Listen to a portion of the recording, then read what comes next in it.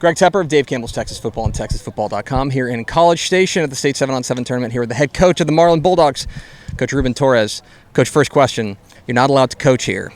How do you handle watching your guys compete when there's nothing you can do about it?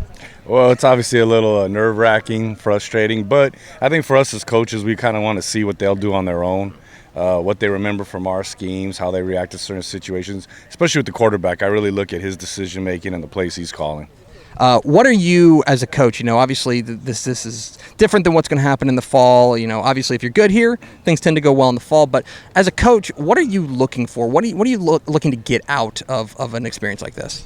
Just competing against teams normally we may not see in a different setting. I mean, obviously this isn't real football, but I think at the end of the day we're competing. So we're out here to win. We're out here to compete and win. And I want to see some of our younger guys step up. We got some guys in different positions that they may not have played last year. And so really see how they perform out there, when the pressure's on. This is a big stage, big event. Everybody that's here is good, so we want to see how they perform. All right, so last year, of course, a fantastic season all the way to the state semifinals. This is obviously a program that's on the rise. Have you felt in the building when you're around your guys, have you felt a different kind of vibe around the program than maybe it was 12 months ago? Absolutely. I think they believe in themselves now more than ever. I think there's an expectation that they have.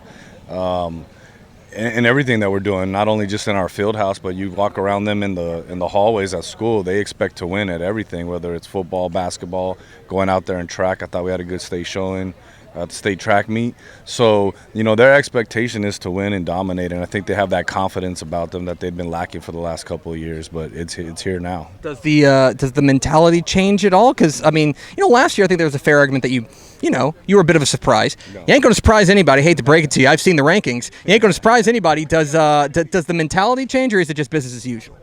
There has to be a change of mentality because we're not going to sneak up on anybody.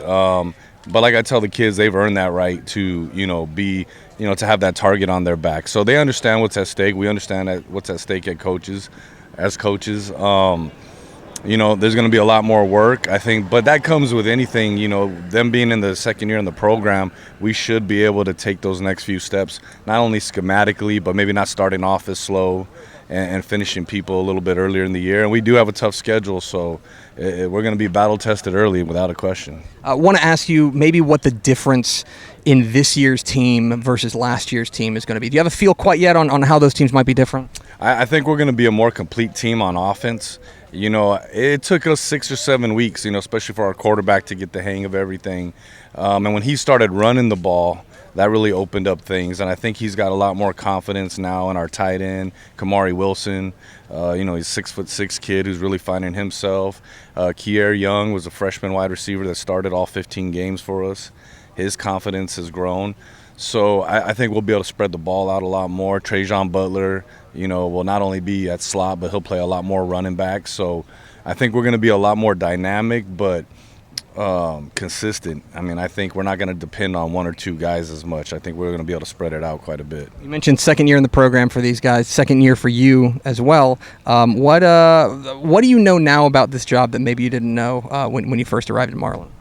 That this community really wants to win, and that they were dying for it, and that these kids really saved the community, and everything that thrives in Marlin is really based around these kids and this football team, and it's really special to be around them because the kids have embraced it and the community's embraced it. I've just never been a part of anything like that. The people in Marlin are second to none, in my opinion. And finally, the Dave Campbell's Texas football crew rolled down to a Marlin game earlier this year. I want to thank you for your hospitality, but also apologize for how they behaved. It's tough, and we can't take those things back, but I want to apologize. No, that's fine. Apology accepted. Coach, appreciate your time. Yes, sir.